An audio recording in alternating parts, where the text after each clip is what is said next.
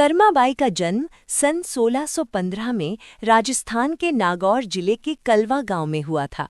उनके पिता का नाम जीवन राम डूडी था, जो एक जाट किसान और भगवान कृष्ण के परम भक्त थे। कर्मा के घर में बचपन से ही भक्ति का माहौल था। उनके पिता का नियम था कि वे बिना भगवान को भोग लगाए अन्न ग्रहण नहीं करते थे। भक्ति की परीक्षा, पिता की तीर्थ यात्रा। एक समय उनके पिता कुछ दिनों के लिए तीर्थ यात्रा पर जाने लगे। उन्होंने कर्मा को जिम्मेदारी सौंपी कि उनके पीछे से वो रोज भगवान कृष्ण की मूर्ति की पूजा करे और उन्हें भोग लगाकर ही खुद खाना खाए। मासूमियत और जिद। पिता के जाने के बाद कर्मा ने श्रद्धा के साथ बाजरे की खिचड़ी बनाई और उसमें ढेर सारा घी और गुड़ डाला। उन्होंने खिचड़ी की थाली मूर्ति के आगे रखी और इंतजार करने लगी कि भगवान आकर खाएंगे। जब मूर्ति ने भोजन नहीं किया तो कर्मा भावुक हो गईं।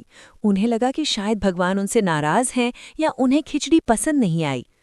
उन्होंने भगवान से विनती की कि प्रभु, अगर आपने नहीं खाया तो मैं भी भूखी रहूंगी। वो पूरे दिन भूखी प्यासी भगवान के सामने बैठी रहीं। भगवान का साक्षात प्रकट होना। कर्माबाई की निश्चल भक्ति और हठ देखकर भगवान कृष्ण का सिंहासन डोल गया।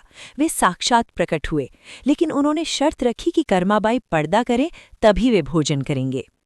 कर्मा ने अपनी चुनरी से पर्दा किया और भगवान ने बड़े चाव से उनकी खिचड़ी खाई। अब ये रोज का नियम बन गया। कर्मा खिचड़ी बनाती और भगवान आकर उसे खाते। पिता की वापसी और चमत्कार। जब उनके पिता तीर्थ यात्रा से लौटे तो उन्होंने देखा कि कर्मा बहुत खुश है। कर्मा ने बताया कि भगवान रोज उसकी खिचड़ी खाते हैं। पिता को पहले विश्वास नहीं हुआ, लेकिन जब उन्होंने अपनी आंखों से खाली थाली देखी तो वे समझ गए कि उनकी बेटी की भक्ति उनसे भी कहीं अधिक ऊंची है। जगन्नाथपुरी की यात्रा और अंत। पिता के स्वर्गवास के बाद कर्माबाई जगन्नाथपुरी चली गईं। वहां भी वे रोज सुबह भगवान को खिचड़ी का भोग लगाती थीं। एक बार एक साधु ने उनसे कहा कि उन्हें बिना स्नान किए और बिना विधि विधान के भोग नहीं लगाना चाहिए।